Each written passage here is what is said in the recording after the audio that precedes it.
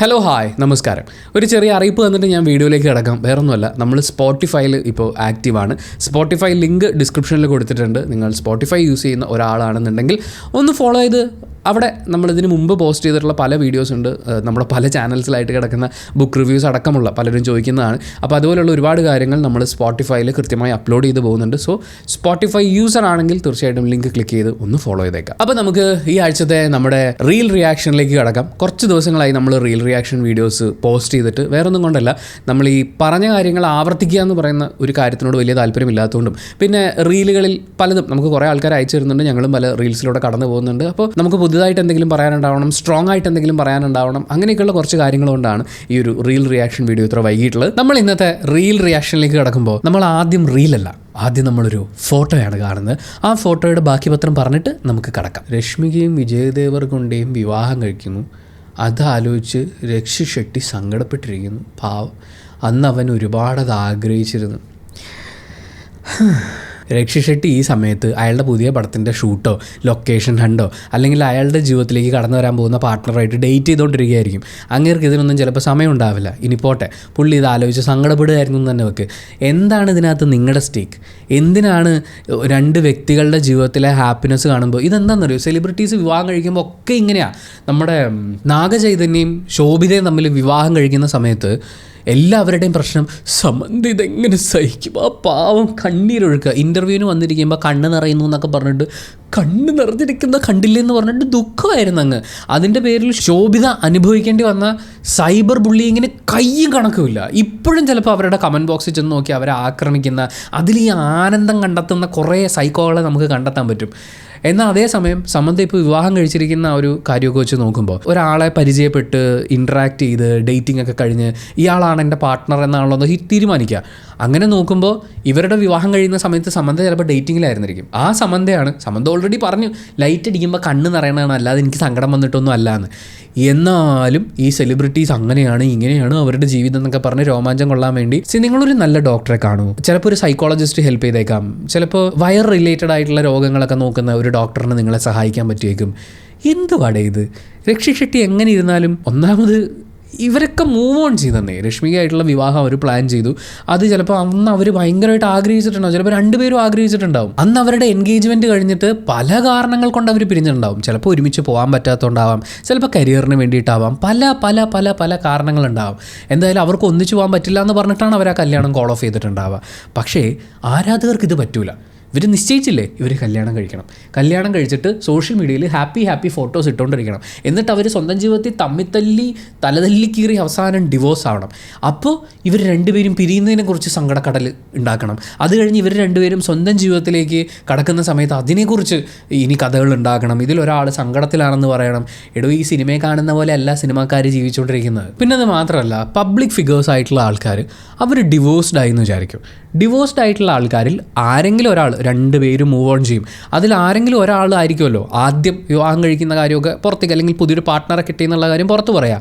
ആ പറയുന്ന ഒരു വാർത്ത കിട്ടിക്കഴിഞ്ഞാൽ അപ്പോൾ ഇവർ കാരണമാണ്, അല്ലെങ്കിൽ ഇയാളുടെ ഈ ചിന്ത കാരണമാണ് പിരിഞ്ഞു പോയിട്ടുള്ളത്, മറ്റേ ആളെ എന്തൊരു പാവം എന്തൊരു നന്മ എന്ന് പറഞ്ഞിട്ട് ആ ഒരു രീതിയിലായിരിക്കും ആ ട്രാക്ക് പോകുന്നുണ്ടാവുക. ഇപ്പോൾ ഞാനും ശ്രുതിയും കൂടി ഇരിക്കുന്ന വീഡിയോൻ്റെ താഴെ വന്ന കമൻറ്റാണ് മെൻ മൂവ് ഈസിലി എന്ന് പറഞ്ഞിട്ട്. ഒന്ന്, ഞാനും ശ്രുതിയും തമ്മിലുള്ള റിലേഷൻഷിപ്പിന് ഞാൻ എന്തെങ്കിലും ഡെഫിനീഷൻ തന്നിട്ടുണ്ടോ? ഞങ്ങൾ ഡേറ്റ് ചെയ്യുകയാണെന്നോ വിവാഹം കഴിയുകയാണെന്നോ ഞാൻ പറഞ്ഞിട്ടുണ്ടോ, അല്ലെങ്കിൽ ശ്രുതി പറഞ്ഞിട്ടുണ്ടോ? എൻ്റെ ജീവിതത്തിൽ എന്താണ് സംഭവിച്ചതെന്ന് ഇവർക്കറിയോ? പക്ഷേ എൻ്റെ കൂടെ പബ്ലിക്കായി ഒരു പെൺകുട്ടി ഇരിക്കുന്ന കണ്ടാൽ ഞാൻ മൂവ് ഓൺ ചെയ്ത് കഴിഞ്ഞു, ഞാനാണ് ആദ്യം മൂവ് ഓൺ ചെയ്തത്, എനിക്കിത് ഭയങ്കര ഈസിയാണ്. അതേസമയം അപ്പുറത്തെ ആളുടെ കൂടെയാണ് ഇരിക്കുന്നതെങ്കിൽ, അല്ലെങ്കിൽ അയാളാണ് മറ്റൊരാൾക്കൊപ്പം ഇരിക്കുന്നതെങ്കിൽ അവർ ഭയങ്കരമായിട്ട് മൂവ് ഓൺ ചെയ്തു, ഈ ആറ്റിറ്റ്യൂഡ് കാരണമാണ് ഡിവോഴ്സ്ഡ് ആയത്.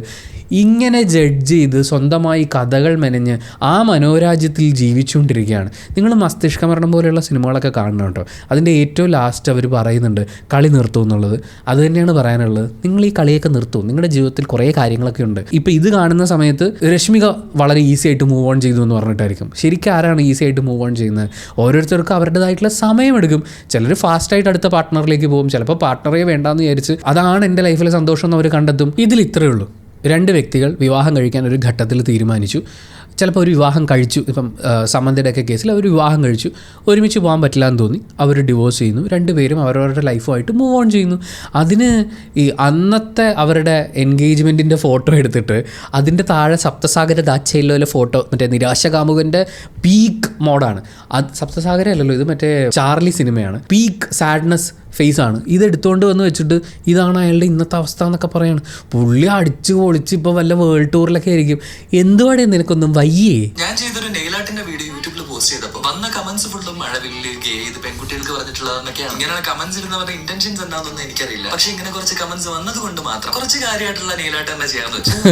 കാര്യമായിട്ട് ഇരുന്നോട്ടെ. നിങ്ങൾ എന്നെ തളർത്താന്ന് പറഞ്ഞിട്ടാണ് ഇങ്ങനെയുള്ള കമന്റ് ഒക്കെ ഇടുന്നെങ്കിൽ അതൊന്നും എന്നെ എവിടെ കേൾക്കാൻ പോണില്ല. ആൻഡ് ബൈ ദ വേ ഇതാണ് ഞാൻ ചെയ്ത നെയിലാർട്ട്. പാണ്ടയും ചെറിയാണ് എനിക്ക് ഭയങ്കരമായിട്ട് ഇഷ്ടപ്പെട്ടത്. ഞാൻ ഇപ്പോഴും ഓപ്പൺ ചെയ്ത് വെച്ചിട്ടുണ്ട്. നിങ്ങളുടെ അഭിപ്രായങ്ങൾ കമന്റ് ചെയ്യുക. അപ്പൊ ശരി, ഓക്കെ, ബൈ ഫ്രണ്ട്. അങ്ങനെയാണ് അതാണ് അതിൻ്റെ ഒരു ആറ്റിറ്റ്യൂഡ് എന്ന് പറയുന്നത്. എല്ലാവരും പോയി കമൻറ്റ് ചെയ്ത് ഒരു ക്രിയേറ്ററെ വളർത്തും. നമുക്ക് ഇതിനോട് ചേർത്തിട്ട് ഒരു റീലും കൂടി കാണാം, എന്നിട്ട് നമുക്ക് ബാക്കി സംസാരിക്കാം. ആണുങ്ങൾ പൊതുവെ മേക്കപ്പ് ഇടുന്നത് ആൾക്കാർക്ക് അക്സെപ്റ്റ് ചെയ്യാൻ ഭയങ്കര ബുദ്ധിമുട്ടാണ്. അറ്റ്ലീസ്റ്റ് ആ ആണൊരു ഗേ ആയിരിക്കണം, അപ്പം ഗേ അറ്റ്ലീസ്റ്റ് ബൈസെക്ഷനെങ്കിലും ആയിരിക്കണം, എന്നാലേ അവർ മേക്കപ്പ് ഇടാൻ പറ്റൂ.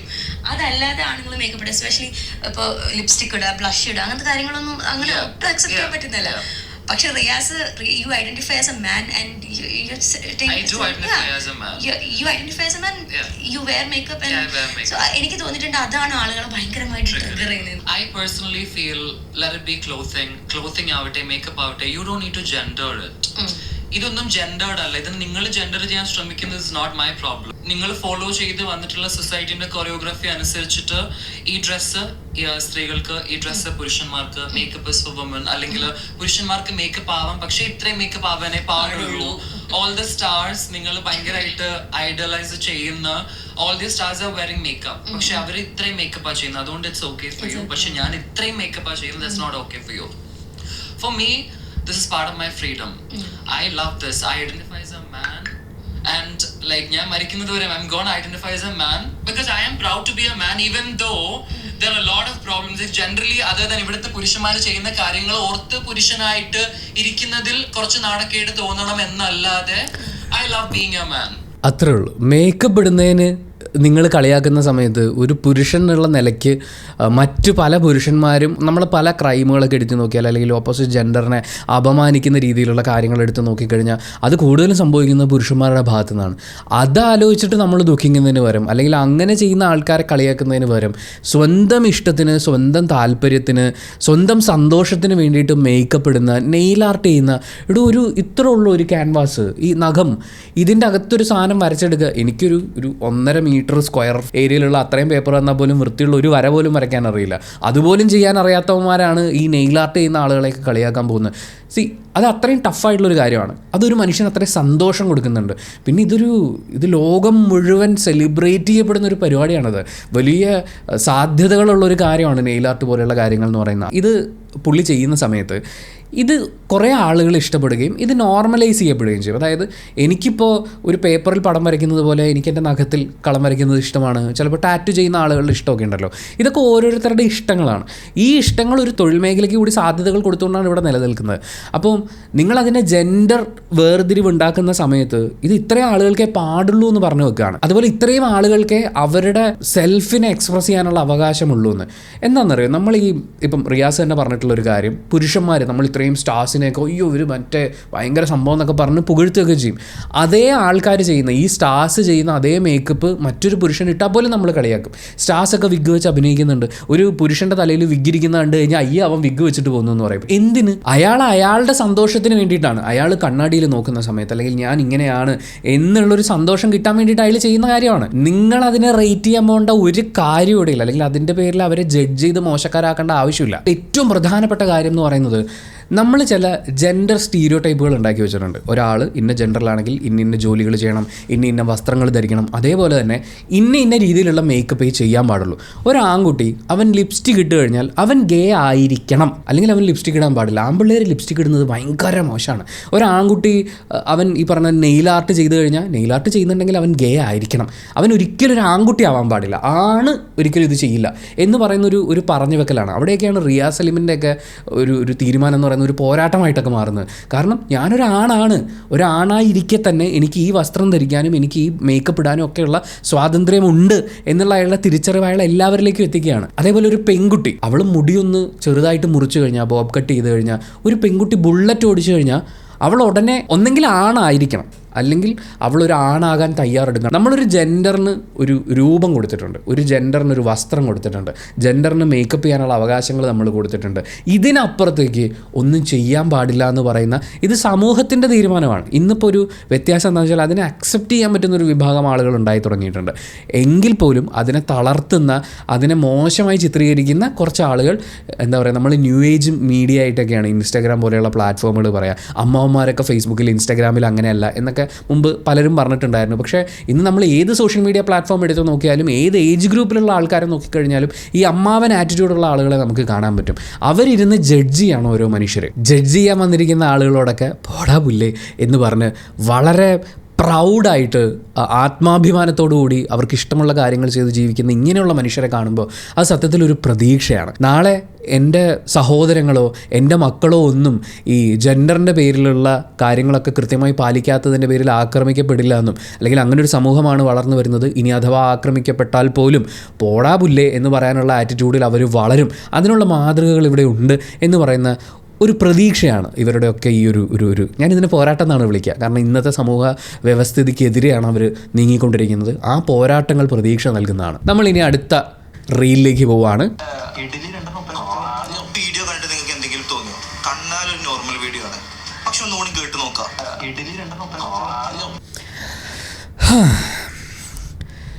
ഞാൻ സ്കൂളിൽ പഠിച്ചുകൊണ്ടിരുന്ന കാലഘട്ടം എന്ന് വെച്ചാൽ ഇവിടെ നിന്നൊരു 18-20 കൊല്ലം മുമ്പ് അന്നിറങ്ങിയിരുന്ന നീലച്ചിത്ര മാസികൾ, മഞ്ഞ പുസ്തകങ്ങൾ എന്നൊക്കെ നമ്മൾ പറയുന്ന പുസ്തകങ്ങൾ, അവിടെ സ്ത്രീകളെ കാണുന്ന സമയത്ത് അവരുടെ ശാരീരിക അവയവങ്ങളെക്കുറിച്ച് സംസാരിക്കുമ്പോൾ ഇഡ്ഡലി, അപ്പം തുടങ്ങിയിട്ടുള്ള വാക്കുകളൊക്കെ വെച്ചുകൊണ്ട് എനിക്കിത് പറയുമ്പോൾ ഭയങ്കര കുറ്റബോധവും അമർഷവും ഒക്കെ തോന്നുന്നുണ്ട്. കാരണം അങ്ങനെയൊന്നും പറയരുത് എന്ന് പറഞ്ഞ് ശീലിച്ച് വന്നെടുത്തുനിന്ന്, കാരണം അന്ന് അതൊക്കെ നോർമലൈസ് ചെയ്യപ്പെട്ടിരുന്നു എന്നുള്ളത് എനിക്ക് ഇന്ന് ആലോചിക്കുമ്പോൾ നമുക്ക് ഉള്ളിനോടൊരു ദേഷ്യം തോന്നുന്നൊരു കാര്യമാണ്.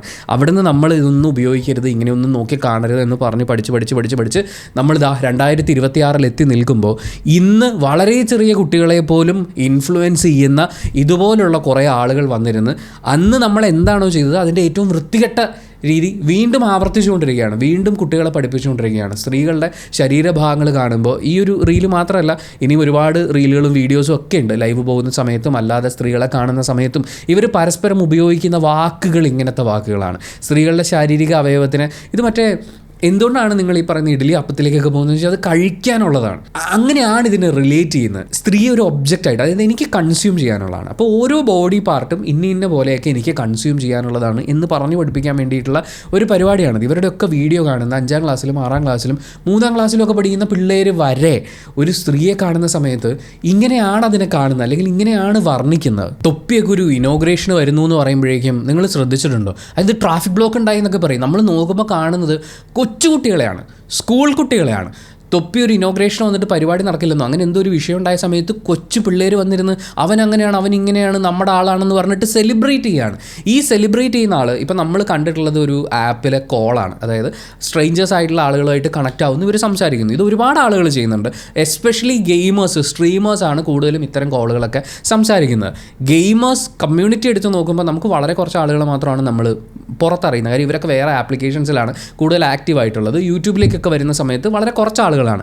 അതിൽ തന്നെ വളരെ കുറച്ച് ആൾക്കാരെ എടുത്ത് മാറ്റി നിർത്തി കഴിഞ്ഞാൽ ഗെയിമേഴ്സ് യൂസ് ചെയ്യുന്ന വേർഡ്സ്, എസ്പെഷ്യലി ഗേൾസിനെ അല്ലെങ്കിൽ സ്ത്രീകൾ അവരുടെ വീഡിയോയിൽ വരുമ്പോൾ ഇതുപോലുള്ള റിയാക്ഷൻസ് വരുമ്പോൾ, തൊപ്പിയുടെ ഇതുപോലത്തെ റിയാക്ഷൻ വീഡിയോസ് ചിലതൊന്നും നമുക്കിവിടെ പ്ലേസ് ചെയ്യാൻ പറ്റില്ല.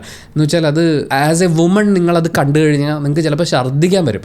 ആൺപിള്ളേർ പിന്നെയും നമ്മൾ ആ ഒരു കാലഘട്ടത്തിലൂടെ കടന്നു വന്നിട്ടുള്ളതാണ്. നമ്മൾ അതിനെ അൺലേൺ ചെയ്യുന്നു എന്ന് പറയുമ്പോൾ പോലും നമ്മളത് ഏതോ കാലത്ത് കേട്ടൊക്കെ അറിഞ്ഞിട്ടുള്ള കാര്യങ്ങളാണ്.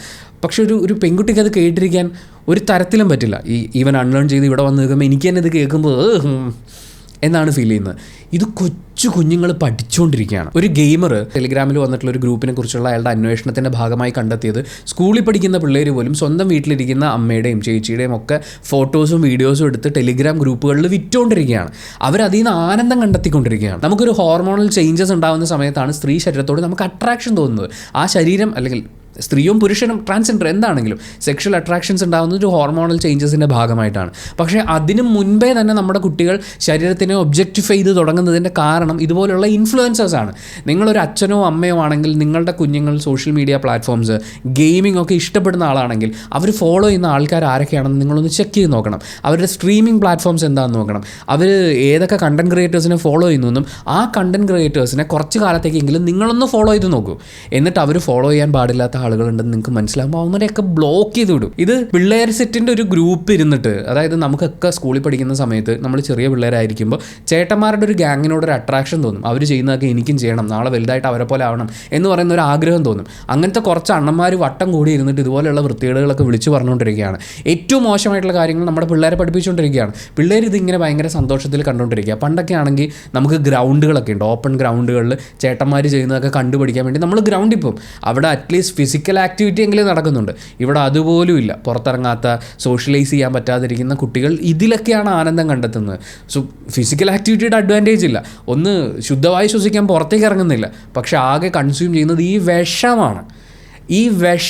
ഇതിൽ ഏറ്റവും സങ്കടകരമായ കാര്യം എന്ന് പറയുന്നത്, ഈ വീഡിയോസ് കൺസ്യൂം ചെയ്യുന്ന കുട്ടികൾ അവർ സ്കൂളിലേക്ക് പോകുമ്പോൾ അവരുടെ സഹപാഠികൾ എങ്ങനെയാണ് നോക്കിക്കാണുക, അവരുടെ അധ്യാപകരെങ്ങനെയാണ് നോക്കിക്കാണുക, ജെൻഡർ ഭേദമന്യേ അവരുടെ കൂടെ ഇരിക്കുന്ന അവരുടെ കളിക്കൂട്ടുകാരെ പോലും അവർ ഏത് അർത്ഥത്തിലാണ് നോക്കുന്നുണ്ടാവുക. അവർക്ക് ചിലപ്പോൾ ഇതിൻ്റെ അർത്ഥതലങ്ങൾ അറിയില്ലെങ്കിൽ പോലും ജഡ്ജ് ചെയ്യുന്നത് എങ്ങനെയായിരിക്കും, എത്ര മോശം വാക്കുകൾ ഉപയോഗിച്ചുകൊണ്ടായിരിക്കും സ്വന്തം സഹപാഠിയുടെ ശരീരഭാഗങ്ങളെക്കുറിച്ച് അവർ വർണ്ണിക്കുന്നുണ്ടാവുക. അതിന് കൃത്യമായിട്ടൊരു ഒന്നാമത് നമ്മുടെ നാട്ടിൽ സെക്സ് എഡ്യൂക്കേഷൻ ഇല്ല, നമുക്കറിയില്ല ഇതെന്താണെന്നുള്ളത്. അങ്ങനെയുള്ള കുട്ടികളുടെ അടുത്താണ് ഇത്രയും മോശമായി ഇതിനെ നോക്കിക്കാണാൻ വേണ്ടി ആളുകൾ പഠിപ്പിച്ചുകൊണ്ടിരിക്കുന്നത്. ആ കുട്ടികളിൽ ഉണ്ടാവാൻ പോകുന്ന അരക്ഷിതാവസ്ഥ എത്രത്തോളമായിരിക്കും. ഓപ്പോസിറ്റ് ജെൻഡറിനെ നമ്മൾ ഇങ്ങനെയാണ് നോക്കിക്കാണുന്നത്. ഒരു പയ്യൻ ഇങ്ങനെയൊക്കെയുള്ള വാക്കുകൾ ഉപയോഗിച്ചുകൊണ്ട് ഓപ്പോസിറ്റ് ജെൻഡറിനെ നോക്കിക്കാണുന്ന സമയത്ത് ആ ജെൻഡറിലുള്ള അവൻ്റെ സഹപാഠികൾ അവനെ അടുപ്പിക്കും.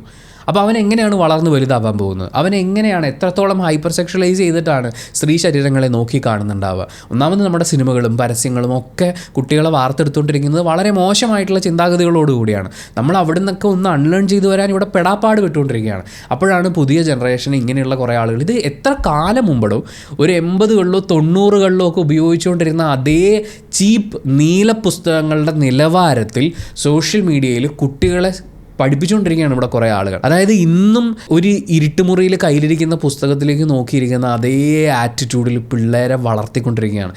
എനിക്ക് അതിനെക്കുറിച്ച് ആലോചിക്കുമ്പോൾ ദുഃഖമുണ്ട്. ഞാൻ കടന്നു വന്ന കാലത്തിനെക്കുറിച്ച് ഒരിക്കലും എൻ്റെ പുതിയ ജനറേഷൻ അങ്ങനെ വളരരുത് എന്ന് ഞാൻ ആഗ്രഹിക്കുന്നുണ്ട്. തൊട്ട് മുമ്പ് നമ്മൾ പറഞ്ഞു സോഷ്യൽ മീഡിയയിലെ പല ആളുകളും നമുക്ക് തരുന്നത് ഒരു പ്രതീക്ഷയാണ്, ഇങ്ങനെ സ്ട്രോങ് ആയി വളരാൻ നമ്മുടെ കുട്ടികളെ വളരാനുള്ള ഒരു സ്പേസ് അവരിവിടെ ഉണ്ടാക്കുന്നുണ്ടെന്ന്.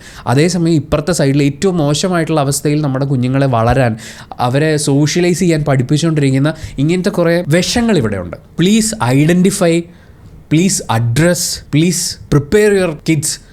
അവരിൽ നിന്നൊക്കെ മാറി നിൽക്കാൻ വേണ്ടിയിട്ട്, മാറി നടക്കാൻ പഠിപ്പിക്കൂ. നമുക്ക് അടുത്ത റീലിലേക്ക് പോവാം.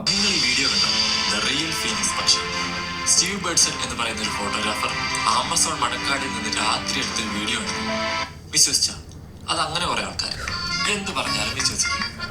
ആരെന്ത് വീഡിയോ അയച്ചു തന്നാലും പറഞ്ഞാലും അത് നമ്മുടെ ഭാഗത്ത് നിന്ന് ലോജിക്ക് വെച്ച് ശരിയാണോ എന്ന് അന്വേഷിക്കാം. എന്നിട്ട് ആർക്കാന്ന് വെച്ചാൽ ഷെയർ ചെയ്ത് കൊടുത്തു. അപ്പൊ ഓക്കെ, ഞാനിവനെ ചീത്ത വിളിക്കണമല്ലോ എന്ന് മനസ്സിൽ വിചാരിച്ചുകൊണ്ടിരിക്കുകയായിരുന്നു. പക്ഷേ മച്ചാനെ പൊളിച്ചു, നന്നായി. ഇതുപോലെ വിശ്വസിക്കുന്ന ആൾക്കാരുണ്ട്. ഈ വാട്സപ്പ് യൂണിവേഴ്സിറ്റി പരിപാടികൾ നമ്മളിടയ്ക്ക് കളിയാക്കാറുണ്ടായിരുന്നു. അത് പിന്നീട് ഫേസ്ബുക്ക് യൂണിവേഴ്സിറ്റിയായി, ഇപ്പോൾ അത് ഇൻസ്റ്റാഗ്രാം യൂണിവേഴ്സിറ്റി ആയിട്ടുണ്ട്. ഇനി സ്നാപ്ചാറ്റിൽ യൂണിവേഴ്സിറ്റി ഉണ്ടോ എന്നെനിക്കറിയില്ല. പക്ഷേ ഇതൊക്കെ കണ്ണും പൂട്ടി വിശ്വസിക്കുന്ന ആളുകളുണ്ട്. ഈ ഇൻസ്റ്റാഗ്രാമിൽ നമ്മുടെ എക്സ്പോസിങ് കൾച്ചറിനെ കുറിച്ച് നമ്മൾ പറഞ്ഞാണോ, ഒരു മനുഷ്യനെക്കുറിച്ച് യാതൊരു രീതിയിലും വെരിഫൈ ചെയ്യപ്പെടാത്ത വാർത്തകളൊക്കെ വെച്ചുകൊണ്ട് അവരെ മോശമായി ചിത്രീകരിക്കുന്ന, അവരുടെ പ്രൈവസിയിലേക്ക് നുഴഞ്ഞു കയറുന്ന ആളുകളെക്കുറിച്ച് ഓൾറെഡി നമ്മൾ സംസാരിച്ചിട്ടുണ്ട്. ഇത് മറ്റൊരു വേർഷനാണ്. ഇതുപോലെ എന്തെങ്കിലുമൊക്കെ AI വെച്ചുണ്ടാക്കിയതോ, AI വെച്ചിട്ടുള്ള ഫേസ്ബുക്കിൽ വരുന്ന കുറച്ച് സാധനങ്ങളാണ്. ദാ ഇങ്ങനൊരു കുടിലിൽ നിന്ന് ഇവിടം വരെ എത്തിയിട്ടുള്ള ഈ കുടുംബമാണ്, എത്ര ലൈക്ക് കൂട്ടുകാരെ, AI ആണെന്ന് നമുക്ക് മനസ്സിലാവും. പക്ഷേ അത് മുഴുവൻ ലൈക്ക് ചെയ്ത് അവർക്ക് ആശംസകൾ നേർന്ന് ഇങ്ങനെ പോവാണ്. ഇത് കണ്ണും പൂട്ടി വിശ്വസിക്കുകയാണ്. സോഷ്യൽ മീഡിയയിൽ ഒരു സാധനം കണ്ടോ, നമ്മുടെ ഒരു പ്രശ്നം എന്താണെന്ന് വെച്ചാൽ ടി വിയിൽ ന്യൂസ് കാണുമ്പോൾ നമ്മൾ വിശ്വസിക്കുന്നു. അതായത് മറ്റൊരു ഇലക്ട്രോണിക് ഡിവൈസിനകത്തിരിക്കുന്ന ഒരു കാര്യത്തിനെ നമ്മൾ വിശ്വസിക്കാൻ പ്രിപ്പയർഡ് ആയിരുന്നു. കാരണം നമ്മളെ ടി വിയാണ് ഇത് ആദ്യം പഠിപ്പിക്കുന്നത്. ന്യൂസ് വരുന്നു, നമ്മൾ അതിൽ കാണുന്നു, വിശ്വസിക്കുന്നു. വിഷ്വൽ ഉണ്ടല്ലോ, വിശ്വസിക്കണം. അത് കഴിഞ്ഞ് മൊബൈൽ ഫോണിലേക്ക് വന്നപ്പോഴും നമുക്കറിയാത്ത എന്തോ ഒരു കാര്യത്തിനെ വിഷ്വൽ വെച്ച് കാണിക്കുകയാണ്. അപ്പോൾ നമുക്ക് വിശ്വസിക്കാനുള്ള ത്വര കൂടും. പക്ഷേ എന്ത് കാര്യം കണ്ടാലും കേട്ടാലും ആദ്യം അതൊന്ന് ക്രോസ് ചെക്ക് ചെയ്ത് നോക്കണം. ഈ പക്ഷിക്ക് തീ പിടിച്ചിട്ട് പറക്കുന്ന വിഷ്വൽ കാണുമ്പോഴേ ഞാൻ എന്തുവാണ് ഇത് എന്നാണ് വിചാരിച്ചത്. പക്ഷേ ഈ വീഡിയോയുടെ ബാക്കി പോർഷൻ കണ്ടിട്ടില്ലാത്ത ചില ആൾക്കാരുണ്ടെങ്കിൽ അവരിത് വിശ്വസിക്കും. അതാണ് നമ്മുടെ നാട്ടിലെ ദുരവസ്ഥ. നിങ്ങൾ അതിൽ നിന്ന് കരകയറുക. നമ്മളിനി അടുത്ത റീലിലേക്ക് പോവുകയാണ്. ഈ റീലിൽ നമ്മൾ കാണാൻ പോകുന്ന കാര്യം, ഞാൻ കണ്ടിട്ടില്ല, ശ്രുതിയാണ് എനിക്കിത് അയച്ചു തരുന്നത്. ഈ റീലിൽ നമ്മൾ കാണാൻ പോകുന്ന വീഡിയോ എന്ന് പറയുന്നത് കുറച്ച് പഴയ ഒരു വീഡിയോ ആണ്.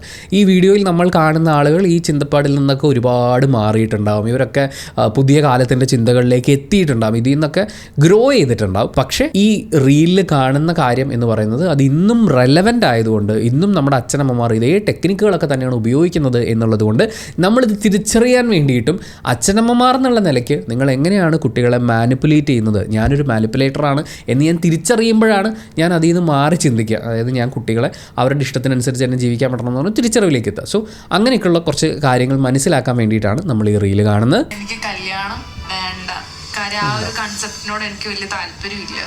ഞങ്ങൾ എത്ര കാലം നിന്റെ കൂടെ ഞാൻ ചോദിക്കട്ടെ, ഇപ്പൊ ഒരു കല്യാണം കഴിച്ചാൽ മാത്രമേ ഒരാൾക്ക് ജീവിക്കാൻ പറ്റത്തുള്ളൂ? ഞങ്ങളുടെ ഒരു ആഗ്രഹമല്ല, എല്ലാ അച്ഛൻ്റെ അമ്മയുടെ ആഗ്രഹമാണ് മക്കളെ കല്യാണം കഴിച്ച് സേഫ് ആയിട്ടൊരു ഒരാളുടെ കയ്യിൽ. സേഫ് ആണോ എന്ന് നമ്മൾ എങ്ങനെ വിചാരിക്കും? അങ്ങനെയാണെങ്കിൽ ഈ ഭൂമിയിൽ ഭാര്യ ഭർത്താവ് ബന്ധങ്ങൾ മൊത്തം തകർന്നു പോകണ്ടേ? ഞാൻ എന്റെ ജീവിതത്തിൽ എനിക്ക് ഏറ്റവും വലിയൊരു ആഗ്രഹമാണ് നീ കല്യാണം കഴിച്ച് ഭർത്താവിൻ്റെ കൂടെ ജീവിക്കണം. ഏറ്റവും വലിയ പേടിയാണ്. ഞാൻ കല്യാണം കഴിച്ച് മേ ബി ഒരു വർഷം വരെ പോവായിരിക്കും, ചിലപ്പോൾ അഡ്ജസ്റ്റ് ചെയ്ത് എൻ്റെ ഒരു ക്യാരക്ടർ വെച്ചിട്ട് അഡ്ജസ്റ്റ് ചെയ്ത് ഒരു വർഷം വരെ പോവായിരിക്കും. അത് കഴിഞ്ഞാൽ ചിലപ്പോൾ ഡിവോഴ്സ് ആയി കഴിഞ്ഞാൽ എന്ത് ചെയ്യും? എൻ്റെ ലൈഫ് കല്യാണത്തിന് മുന്നേ തന്നെ ഡിവോഴ്സ് എന്നുള്ളത് ആ ഒരു തീരുമാനമാണോ മനസ്സിനകത്ത്? അല്ല അമ്മ, എൻ്റെ ഒരു ക്യാരക്ടർ വെച്ചിട്ട് ചിലപ്പോൾ എനിക്ക് അഡ്ജസ്റ്റ് ചെയ്യാൻ പറ്റത്തില്ല. എൻ്റെ കുഞ്ഞ് അങ്ങനെ കല്യാണം കഴിക്കത്തില്ല എന്നുള്ള ഒരു തീരുമാനം ഒന്നും എടുക്കരുത്. കല്യാണം കഴിക്കണം, ആ വീട്ടിൽ പോയിട്ട് ശബ്ദമൊക്കെ നിറച്ചു തുടങ്ങി. ആദ്യം ദേഷ്യം മാറ്റണം, പിന്നെ നല്ല രീതിയിൽ ഫുഡ് ഉണ്ടാക്കണം. ഫുഡ് ഉണ്ടാക്കാൻ അറിയാം. ഫുഡ് ഉണ്ടാക്കണം. ഭർത്താവിന് എന്തോ ഇഷ്ടമുള്ളത്, അവരുടെ വീട്ടിൽ എന്തോ ഇഷ്ടമുള്ളതെന്ന് വെച്ച് കഴിഞ്ഞാൽ ഞാൻ എനിക്ക് ഇഷ്ടമുള്ള ഫുഡ് ഉണ്ടാക്കും. അങ്ങോട്ട് നോക്കണ്ട, എന്നെ നോക്ക്. നിനക്ക് ഇഷ്ടമുള്ള ഫുഡ് മാത്രമായിട്ട് ഞാൻ എനിക്ക് ഇഷ്ടമുള്ള ഫുഡ് ഉണ്ടാക്കും. ഭർത്താവിന് ഇഷ്ടമുള്ള എന്തെങ്കിലും ഉണ്ടെങ്കിൽ അതും ഉണ്ടാക്കി കൊടുക്കും. അച്ഛനും അമ്മയും എത്ര നാളാണ് ജീവിച്ചിരിക്കുന്നതെന്ന് അറിയുന്നത്.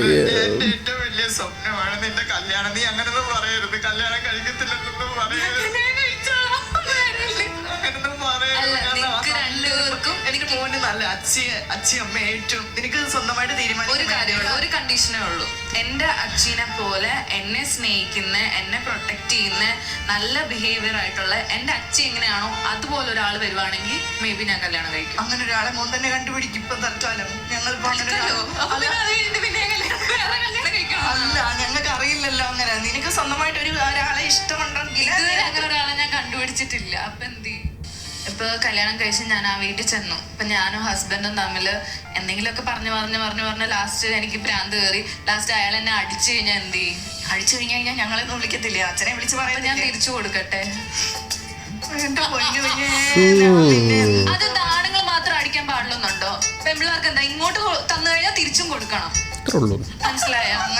നിന്നെ ഞങ്ങൾ വളർത്തിയത് അല്ല, ഞാൻ അമ്മ വളർത്താതിരിക്കോ. പക്ഷെ ഇന്നത്തെ സൊസൈറ്റിയിൽ അങ്ങനെ ഒരാൾ അടിച്ചാൽ മാത്രം, അല്ലെങ്കിൽ ഒരാൾ തള്ളിയിടുക, അല്ലെങ്കിൽ ഒരാൾ ഷൗട്ട് ചെയ്യുക, അങ്ങനൊന്നും ഇല്ല. തിരിച്ചും പറയാം. അപ്പൊ എന്ത് പറ്റും? ഞാൻ തിരിച്ച് പെട്ടിയും ബാഗും എല്ലാം എടുത്തോണ്ട് വീട്ടിൽ വന്ന് നിൽക്കേണ്ടി വരും. അപ്പൊ ഞങ്ങൾ സ്വീകരിക്കും. ഞങ്ങളുടെ വീട്ടിൽ ഞങ്ങളുടെ മോളായിട്ട് തന്നെ. അപ്പൊ അതുവരല്ലേ കല്യാണം വേണം. 2 വർഷത്തിനുള്ളിൽ എന്തായാലും കല്യാണം ഉണ്ട്.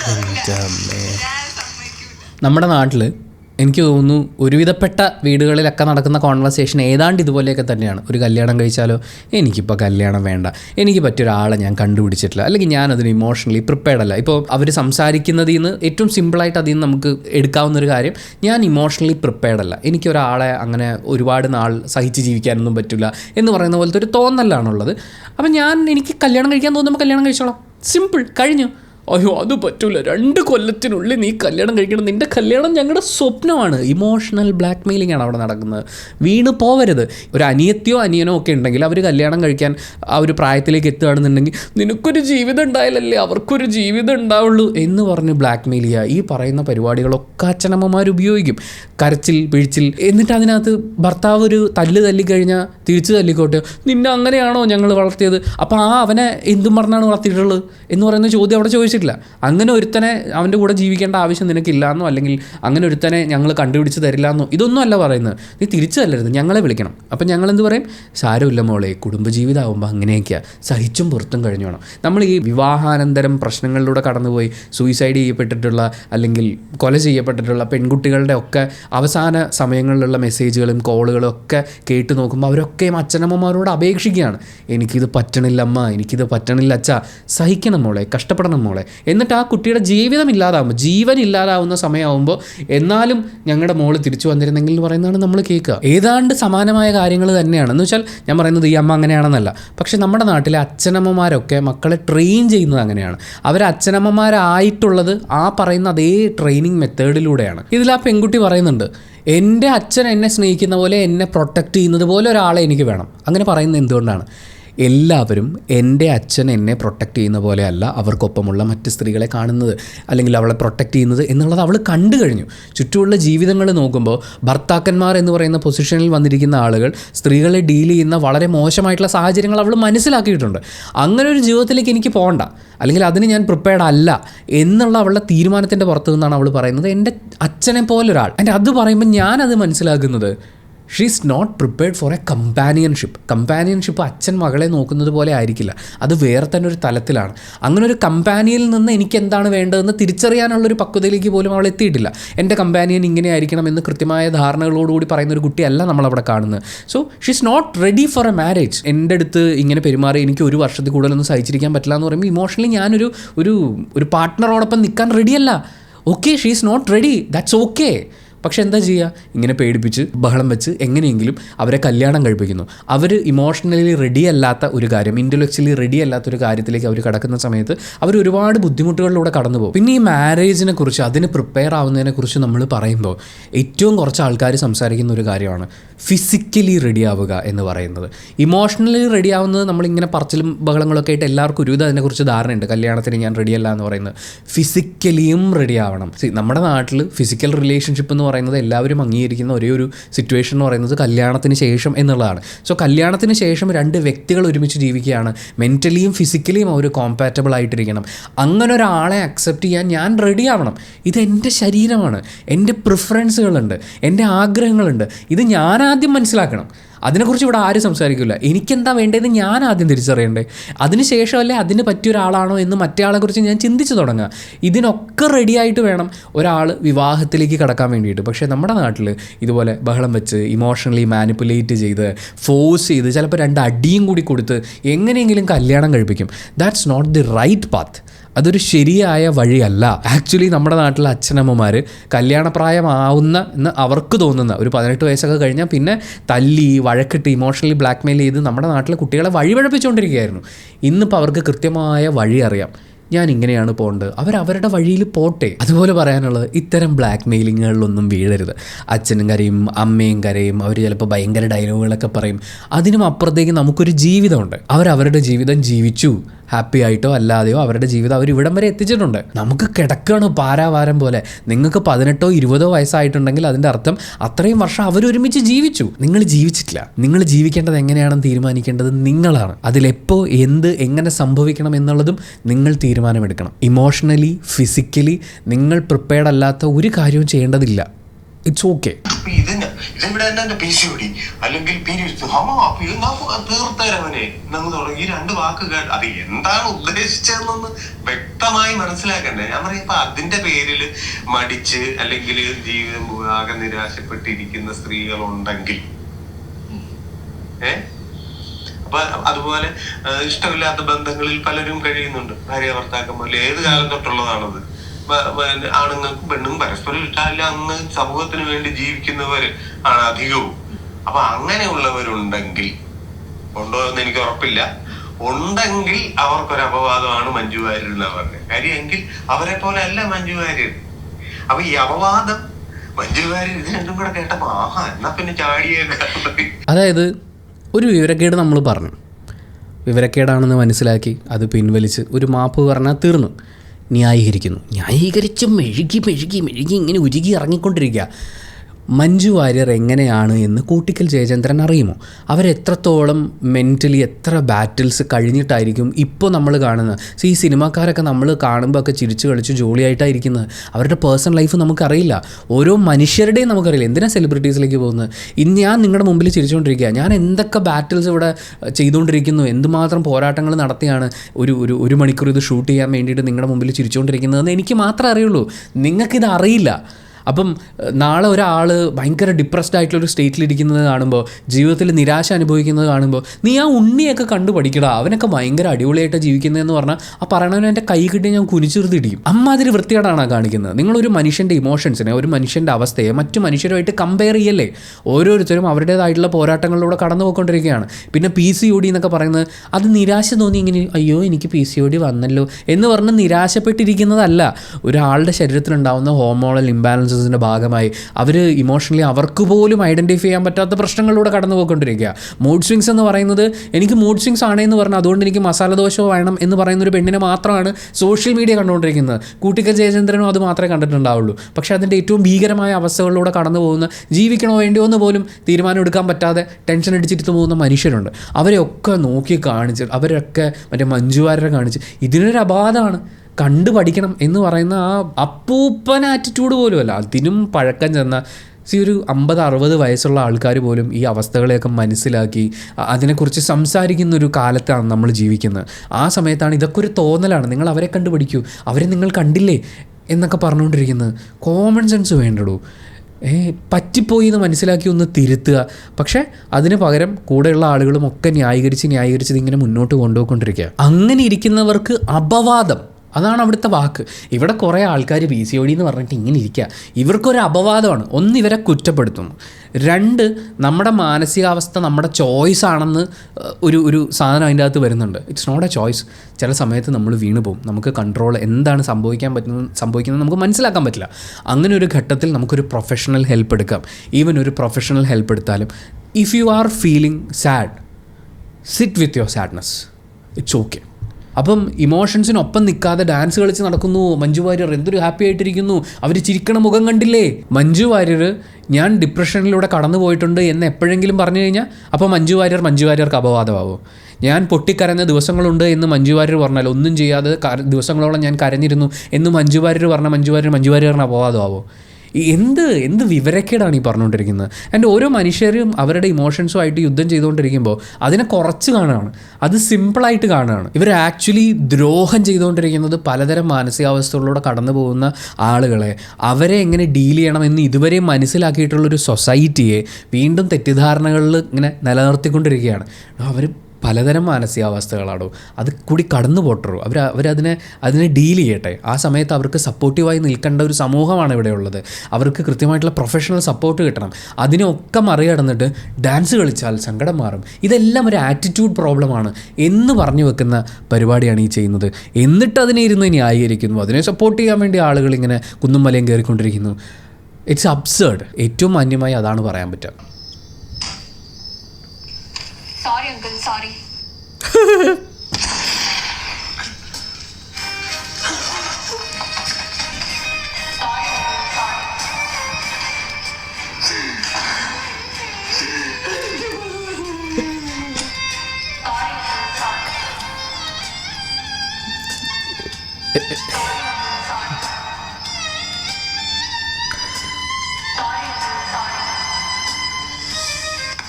ശ്രദ്ധിക്കാതൊന്നും തന്തോയി പോയാലോ.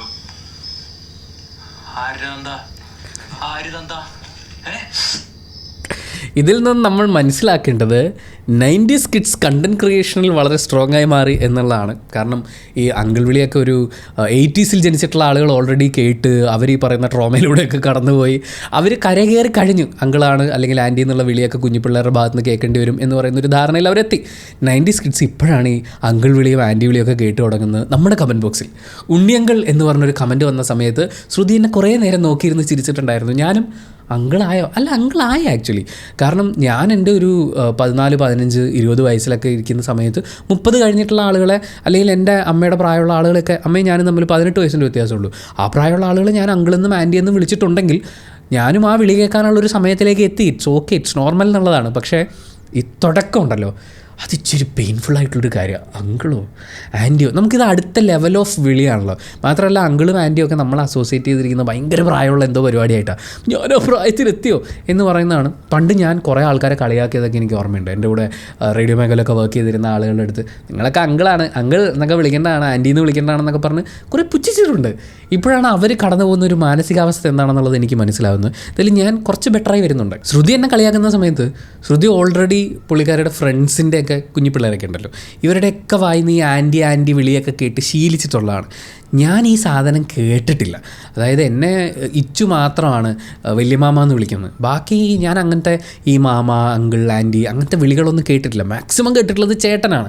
കമൻറ്റ് ബോക്സിലാണെങ്കിലും ഉണ്ണിച്ചേട്ട വരെയൊക്കെ ഞാൻ കേട്ടിട്ടുണ്ട്. പക്ഷേ ഉണ്ണി അങ്കിൾ എന്നൊരു വിളി വന്ന സമയത്ത് ഇറ്റ്സ് ഗുഡ്, എനിക്ക് ഉറപ്പുണ്ട് ഈ റീൽ റിയാക്ഷൻ വീഡിയോ പബ്ലിഷ് ആകുമ്പോൾ കമൻറ്റ് ബോക്സിൽ ഒരുപാട് അങ്കിൾ വിളികൾ വരാനുള്ളൊരു സാധ്യത ഞാൻ മുന്നിൽ കാണുന്നുണ്ട്. പക്ഷേ അങ്ങനെയൊന്നും എന്നെ തളർത്താൻ പറ്റില്ല. ഞാൻ ആ തളർച്ചയുടെ ഇപ്പുറത്തെ കരയിൽ എത്തിയിട്ടുണ്ട്. പക്ഷേ അദ്വൈത് ഗംഭീരമായിട്ട് പെർഫോം ചെയ്തിട്ടുണ്ട് കേട്ടോ. എന്ന് വെച്ചാൽ അതിൻ്റെ ഒരു സർക്കാസ്റ്റിക് ലെവലിലാണ്. എന്നാൽ ആ സമയത്ത് നമുക്കിത് റിലേറ്റ് ചെയ്യാൻ പറ്റുന്നുണ്ട്. ആ രീതിയിൽ അടിപൊളിയായിട്ട് ചെയ്തിട്ടുണ്ട്. എല്ലാ അങ്കിൾമാർക്കും ആൻറ്റിമാർക്കും ഇറ്റ്സ് ഓക്കെ മാൻ, നമുക്കൊക്കെ പ്രായമാവും, പിന്നെ ഇത് പക്വതയുടെ അടയാളമാണ്, നമ്മൾ ഒരുപാട് ജീവിതം കണ്ടു എന്നൊക്കെ പറഞ്ഞിട്ട് ഇരിക്കാം. പക്ഷേ ഈ ജീവിതം കണ്ടു എന്ന് പറഞ്ഞിട്ട് ബാക്കിയുള്ളവൻ്റെ മേത്ത് അവനോട് ഇങ്ങനെ അങ്ങനെ ജീവിക്കണമെന്ന് ഉപദേശിക്കാൻ പോരുത്. അപ്പോൾ നമ്മൾ തന്ത വൈബിലേക്ക് മാറും. ദാറ്റ്സ് വെരി പെയിൻഫുൾ പരിപാടി. So ya, being uncle is fine, തന്ത vibe is little bit painful. നമസ്കാരം. ഞാനവിടെ എൻ്റർടൈൻമെൻറ്റ് പർപ്പസിനല്ല വന്നൊരു കാര്യം പറയാനാണ് വന്നത്. ഐ തോട്ട് ഞാനത് അഡ്രസ്സ് ചെയ്യേണ്ട സമയം കഴിഞ്ഞിരിക്കുന്നു. ഇപ്പോൾ എനിക്ക് അധികം കുറച്ച് ഫോളോവേഴ്സ് കൂടി തുടങ്ങി, അതേപോലെ ആൾക്കാരുടെ സ്നേഹവും കൂടി തുടങ്ങി. ഞാൻ മാക്സിമം ഞാൻ എല്ലാവർക്കും റിപ്ലൈ അയക്കാൻ നോക്കും. എന്തിനാ റിപ്ലൈ അയക്കാതിരിക്കുന്നത്? അതിന് യുവർ പ്രെറ്റി എന്നൊക്കെ പറയുമ്പോൾ ഞാൻ താങ്ക് യു എന്ന് പറയും. Because facts anyway jokes apart wanted to say that കുറേ പേര് എനിക്ക് മെസ്സേജ് അയക്കുന്നുണ്ട് ഈയിടെയായിട്ട് പേഴ്സണലി അവരുടെ മെൻ്റൽ ഹെൽത്ത് ആവശ്യത്തിന് എൻ്റെ സഹായം ചോദിച്ച്.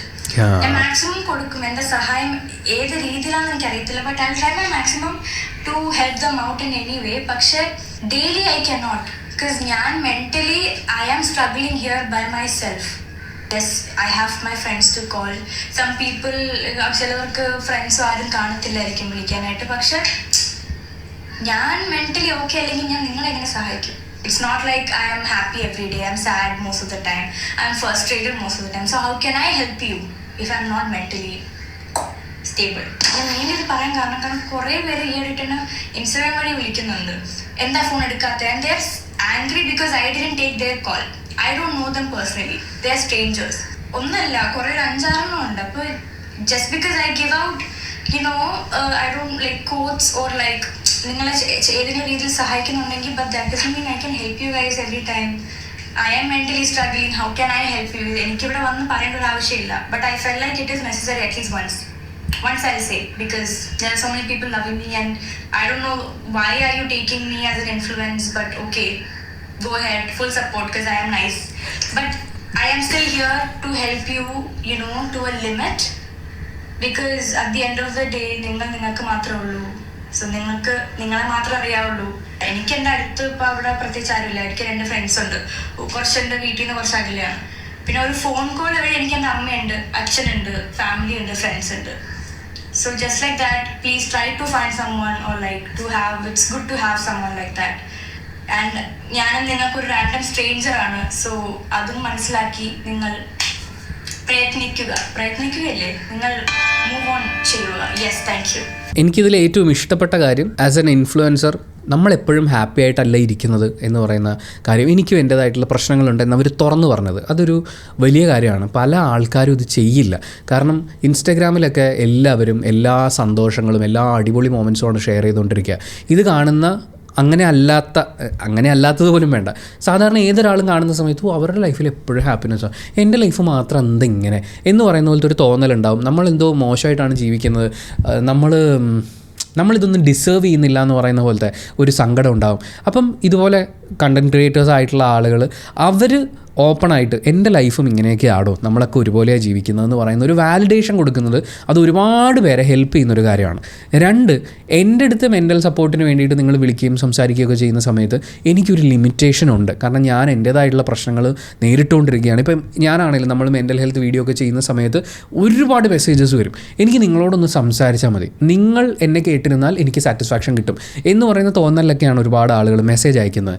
എനിക്ക് ആ ഫീലിങ്സ് മനസ്സിലാവുന്നുണ്ട്. കാരണം ഒരു സമയത്ത് ഞാൻ ആരെങ്കിലും ഉണ്ടായിരുന്നെങ്കിൽ എന്ന് കൊതിച്ചിരുന്ന് കിട്ടുന്ന ആളുകളോടൊക്കെ അത് ചില സമയത്ത് ചില ആൾക്കാർ മിസ്യൂസ് ചെയ്തിട്ടുണ്ട്.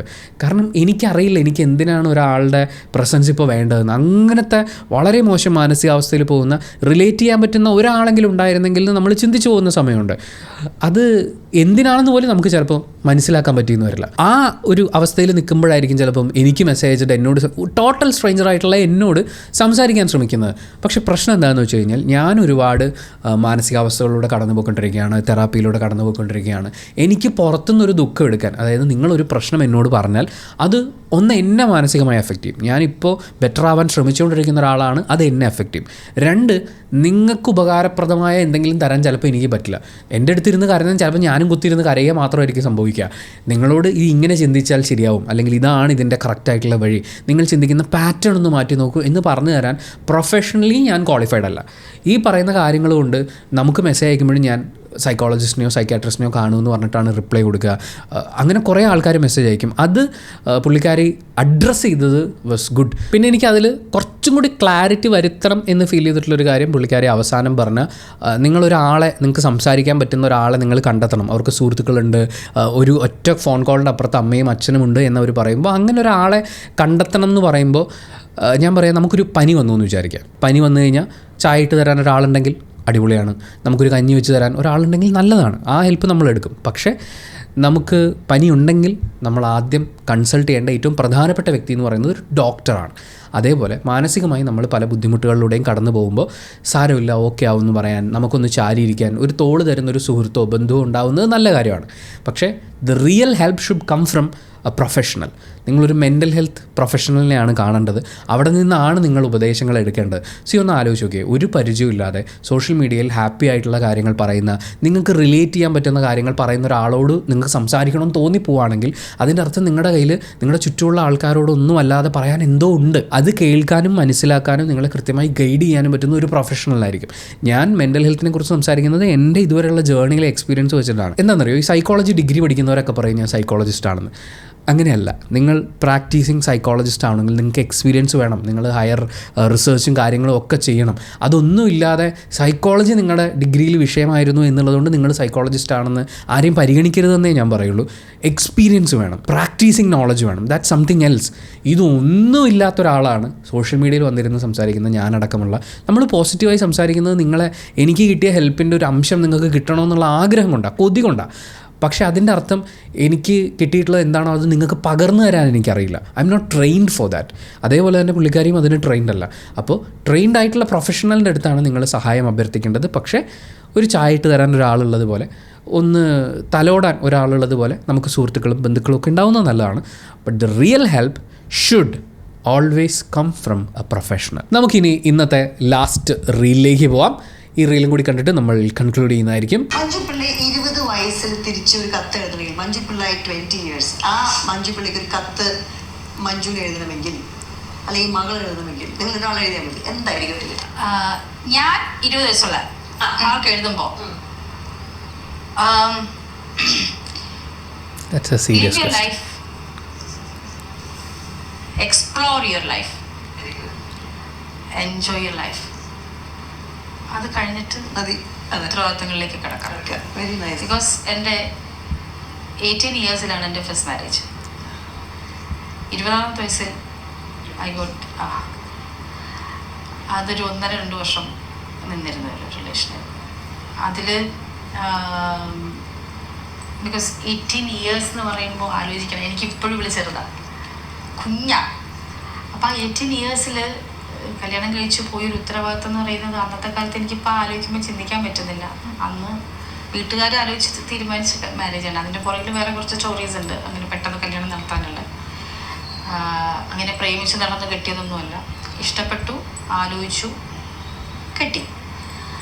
അപ്പോൾ അന്ന് ആ എൻജോയ് ചെയ്തെങ്കിലും കോളേജ് ലൈഫ് എൻജോയ് ചെയ്ത്, ഫ്രണ്ട്ഷിപ്പ് എൻജോയ് ചെയ്ത്, നമ്മൾ ക്ലാസ് കട്ട് ചെയ്ത്, അങ്ങനെയൊക്കെ നമ്മൾ ലൈഫിൽ ഓരോ എക്സ്പീരിയൻസ് വേണമല്ലോ. അങ്ങനെ നടക്കേണ്ട സമയത്താണ് ഞാൻ അങ്ങനെ ഇത് കോളേജ് കഴിഞ്ഞ സമയമായപ്പോഴത്തേക്കും ഇതുമായി. പിന്നെ കുറച്ച് നാൾ ഒന്നും ഇല്ല, സീരിയൽസ് അങ്ങനെയുള്ള കാര്യത്തിൽ തിരക്കായി. അപ്പോൾ സീരിയലും കാര്യങ്ങളൊക്കെ ആയി. ലൈഫ് ഉത്തരവാദിത്തങ്ങളിലേക്ക്, വീണ്ടും അധ്വാനങ്ങളിലേക്ക് പോയി. സീരിയൽസ് അറിയാലോ, ഡേ ആൻഡ് നൈറ്റ് ഷൂട്ടാണ്. ഡേയിൽ ഷൂട്ട്, നൈറ്റിൽ ഡബിങ്. അപ്പോൾ അങ്ങനെ ഹെക്റ്റിക്കായി. അങ്ങനെ എല്ലാം കഴിഞ്ഞ് ഒരു 10, 26, 27 വയസ്സാകുമ്പോൾ സുജിത്തിനെ കണ്ടുമുട്ടി. 20 വയസ്സ് കഴിഞ്ഞ് പിന്നെ 26. Very good. അപ്പോൾ യു അണ്ടർസ്റ്റുഡ് ഒരുപാട്. അതാണ് നമ്മൾ ശരിക്കും കുട്ടികൾ അറിയേണ്ടതും. നമ്മളൊരു വീട്ടിൽ പോയി കല്യാണം കഴിച്ചു കഴിഞ്ഞാൽ അവിടെ ചെന്ന് അണ്ടർസ്റ്റാൻഡിങ് വേണം, പിടിച്ചു നിൽക്കണമെന്ന് പറയുന്ന അച്ഛനമ്മമാരോട് എനിക്ക് പറയാം. ഇപ്പോഴത്തെ കാലത്ത് പിള്ളേർ അങ്ങനെ ചെയ്യില്ല കേട്ടോ. പക്ഷെ എത്ര കുട്ടികൾ ആത്മഹത്യ കൂട്ടി, എനിക്കത് കാണുമ്പോഴാണ് വിഷമം. ഒരു വാക്ക് നമ്മൾ എവിടെയെങ്കിലും നമുക്കൊരു സപ്പോർട്ട് അവർക്ക് കൊടുക്കാൻ പറ്റിയതെങ്കിലും തോന്നാറുണ്ട് എനിക്കത് വായിക്കുമ്പോൾ. ഇവർ രണ്ടുപേരും വിവാഹം കഴിച്ചിട്ടുള്ള ആൾക്കാരാണ്. ഈ ചോദ്യം ചോദിച്ച ആളും ഉത്തരം പറഞ്ഞ ആളും. അതിന് ശേഷമുള്ളവരുടെ കോൺവെർസേഷൻ ലീഡ് ചെയ്യുന്നത് നിങ്ങളൊന്ന് നോക്കി, എങ്ങോട്ടേക്കാണ് അത് ലാൻഡ് ചെയ്യുന്നത്. ലൈഫിൽ ഒരുപാട് കാര്യങ്ങൾ കണ്ടിട്ടുള്ള, ഒരുപാട് എക്സ്പീരിയൻസസിലൂടെ കടന്നു പോയിട്ടുള്ള, അതുപോലെ നിങ്ങൾ ശ്രദ്ധിച്ചിട്ടുണ്ടോ ഹാപ്പിലി മാരീഡ് ആയിട്ടുള്ള ആൾക്കാരോടും അതല്ലാതെ ഇപ്പോൾ ഡിവോഴ്സ്ഡ് ആയിട്ടോ അല്ലെങ്കിൽ കല്യാണം കഴിക്കാതെയോ ജീവിക്കുന്ന ആൾ, നിങ്ങൾ ഏത് മനുഷ്യനോടും ചോദിച്ചു നോക്കിക്കോ, എല്ലാവരും അവരുടെ ചെറുപ്പത്തിലേക്ക് തിരിച്ചു പോകാൻ പറ്റിക്കഴിഞ്ഞാൽ കൊടുക്കാൻ പോകുന്ന ഉപദേശം ജീവിതം എൻജോയ് ചെയ്യൂ എന്നുള്ളതാണ്. ഞാൻ എൻ്റെ 18-ലോ 20-ലോ ഉള്ള ആൾക്ക് ഇപ്പോൾ കത്തെഴുതിയാലും പറയാൻ പോകുന്നത്, മോനെ നീ ലൈഫ് ഒന്ന് എൻജോയ് ചെയ്യണം, ഹാപ്പി ആയിട്ടിരിക്കാൻ നോക്കണം. ഇതെല്ലാവരും, എല്ലാ മനുഷ്യൻ്റെ ഏറ്റവും വലിയ കുഴപ്പം ഇതാണ്. നമ്മളെപ്പോഴും പാസ്റ്റിലേക്ക് തിരിച്ചു പോകാൻ പറ്റിയാൽ നമുക്ക് ഒരുപാട് കാര്യങ്ങൾ ചെയ്യാനുണ്ടാവും. നിങ്ങൾ കടുവയോടോ കഴുതയോടോ പുലിയോടോ സിംഹത്തിനോടോ പോയി ചോദിച്ചാലും അവർക്കൊന്നും തിരിച്ചു പോയിട്ടൊന്നും ചെയ്യാനില്ല. അവർക്കൊക്കെ ഓരോ സമയത്ത് എന്താണോ തോന്നുന്നത് അതൊക്കെ ചെയ്ത് പോകുന്നു, അതുകൊണ്ട് അവരൊരു ദിവസം മരിക്കുന്നു. പക്ഷേ നമുക്കുണ്ടല്ലോ എന്തൊക്കെയോ ചെയ്തു തീർത്തില്ലല്ലോ എന്ന് പറയുന്ന ഒരു കുറ്റബോധം ഉണ്ടാകും. അതിലേറ്റവും പ്രധാനപ്പെട്ട കാര്യമാണ് ജീവിതം ഒന്ന് എൻജോയ് ചെയ്തില്ലല്ലോ, എൻജോയ് ചെയ്യേണ്ട പ്രായത്തിൽ. അവർ രണ്ടുപേരും സംസാരിക്കുന്നത് വിവാഹവുമായി കണക്ട് ചെയ്തിട്ടാണ്. വളരെ ചെറിയ പ്രായത്തിൽ വിവാഹം, അതിനുശേഷമുള്ള ഉത്തരവാദിത്തങ്ങൾ ഏറ്റെടുക്കേണ്ടി വന്നു, കുഞ്ഞുങ്ങൾ ജീവിതത്തിലേക്ക് വന്നു. അപ്പോൾ അതിൻ്റെ ഭാഗമായിട്ട് ലൈഫ് എൻജോയ് ചെയ്യാൻ പറ്റിയില്ല. ഇനി ചെന്നുപെടുന്ന പാർട്ട്ണർ അതൊരു നല്ല പാർട്ട്ണർ അല്ലെങ്കിൽ ചെന്ന് കയറുന്ന കുടുംബം എന്ന് പറയുന്നൊരു കോൺസെപ്റ്റാണല്ലോ. ഇന്ന് അതിന് മാറ്റങ്ങൾ വന്നു തുടങ്ങുന്നു. അതിനെക്കുറിച്ചും അവർ സംസാരിച്ചു.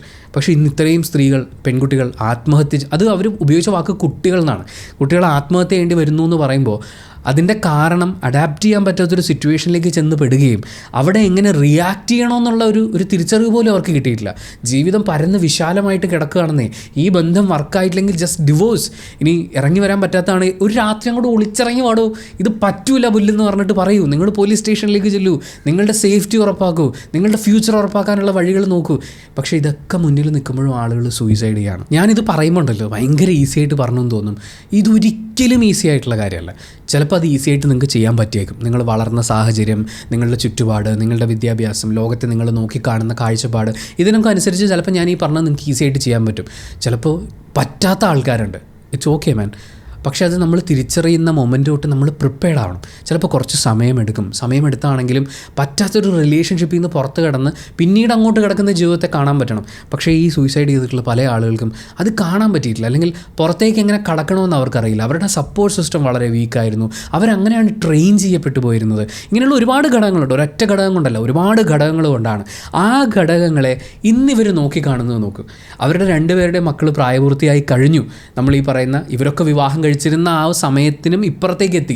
പക്ഷെ അവരവരുടെ മക്കളെ കല്യാണം കഴിക്കാൻ നിർബന്ധിക്കുകയല്ല ചെയ്യുന്നത്. അവരുടെ മക്കൾ നന്നായി ജീവിക്കുക, അവർ ഹാപ്പി ആയിട്ട് അവരുടെ ലൈഫിനെ നോക്കി കാണുക, അവർക്ക് ഇഷ്ടമുള്ളതുപോലെ ജീവിക്കുക. ചിലപ്പോൾ ഹാപ്പിനെസ് ആയിരിക്കില്ല, ലൈഫിൽ ഒരുപാട് ബുദ്ധിമുട്ടുകളും പ്രശ്നങ്ങളും ഒക്കെ ഫേസ് ചെയ്തിട്ട് തന്നെ ആയിരിക്കും. പക്ഷേ ജസ്റ്റ് ലിവ് ഇറ്റ്, നിങ്ങളതൊന്ന് ജീവിക്കൂ. ആ ജീവിതത്തിൽ വരുന്ന സങ്കടങ്ങൾ പോലും എൻജോയ്മെൻ്റാണ്. പക്ഷേ ഉത്തരവാദിത്വങ്ങളുടെ ഭാരം പേറി നമ്മൾ ജീവിക്കുമ്പോൾ നമ്മൾ ആക്ച്വലി എൻജോയ് ചെയ്യാൻ മറന്നുപോകും. അങ്ങനെ മറന്നു പോയിട്ടുള്ള എല്ലാ മനുഷ്യരും അവരുടെ സെൽഫിനോടും അവരുടെ മക്കളോടും ഒക്കെ പറയുന്ന ഭയങ്കര ഭയങ്കര ഹാപ്പി ആയിട്ട് ലൈഫ് ജീവിച്ചുകൊണ്ടിരിക്കുന്ന എന്ന് വെച്ചാൽ നമ്മുടെ സൊസൈറ്റി പറയുന്ന എല്ലാ സക്സസ്ഫുൾ കാര്യങ്ങളും ഉള്ള വളരെ ഹാപ്പിയായി ജീവിക്കുന്ന ഒരു മനുഷ്യനോട് അയാളുടെ മകൾ ചോദിച്ചു, നിങ്ങൾക്ക് നിങ്ങളുടെ കുട്ടിക്കാലത്തേക്ക് പോകാൻ പറ്റുകയാണെങ്കിൽ എന്ത് ചെയ്യുമെന്ന്. പുള്ളി പറഞ്ഞത് ഞാൻ കല്യാണം കഴിക്കില്ലായിരുന്നു എന്നാണ്. ഞാൻ എൻ്റെ ലൈഫിൽ കുറേ യാത്ര ചെയ്യുമായിരുന്നു, എൻജോയ് ചെയ്യുമെന്നാണ്. അതിൻ്റെ അർത്ഥം അയാൾ ഇന്നത്തെ ജീവിതം എൻജോയ് ചെയ്യുന്നില്ലെന്നല്ല, ഇതിനെ അയാൾ ഭയങ്കരമായിട്ട് സ്നേഹിക്കുന്നുണ്ട്. പക്ഷേ അതും ഞാൻ എൻജോയ് ചെയ്യണമായിരുന്നു, അത് ആ പ്രായത്തിലേ പറ്റുള്ളായിരുന്നു എന്ന് പറയുന്ന ഒരു തോന്നലോ തിരിച്ചറിവിലോ നിന്നിട്ടായിരിക്കും ആ മനുഷ്യൻ അങ്ങനെ പറഞ്ഞിട്ടുണ്ടാവുക. Age is just a number, അത് നമ്മൾ അംഗീകരിക്കുന്നു. പക്ഷേ ജീവിതം എൻജോയ് ചെയ്യാനുള്ളതാണ് എന്ന് ലേറ്റസ്റ്റ് സ്റ്റേജിൽ തിരിച്ചറിയുന്നവരാണ് വലിയൊരു കൂട്ടം മനുഷ്യർ. So just enjoy your life. കിട്ടുന്ന സമയം മുഴുവൻ സന്തോഷമായിട്ടിരിക്കാനുള്ള കാര്യങ്ങൾ ചെയ്യും. എപ്പോഴും സന്തോഷത്തിൽ എൻഡ് ചെയ്യണമെന്നില്ല, സങ്കടങ്ങളുണ്ടാവും, അതും ഒരു എക്സ്പീരിയൻസാണ്. ആ എക്സ്പീരിയൻസസിനെ നിങ്ങളൊന്ന് ഉൾക്കൊള്ളും, ആ മൊമെൻറ്റിലിരിക്കും. ഏറ്റവും വലിയ സന്തോഷം അതാ. സങ്കടം വരുമ്പോൾ, കരച്ചിൽ വരുമ്പോൾ കരയുന്ന മൊമെൻറ്റിലിരിക്കാൻ പറ്റണം, ചിരിക്കുമ്പോൾ ചിരിക്കുന്ന മൊമെൻറ്റിലിരിക്കാൻ പറ്റണം, പ്രസൻറ്റിലിരിക്കാൻ പറ്റണം എന്നൊക്കെ എല്ലാവരും പറയില്ലേ.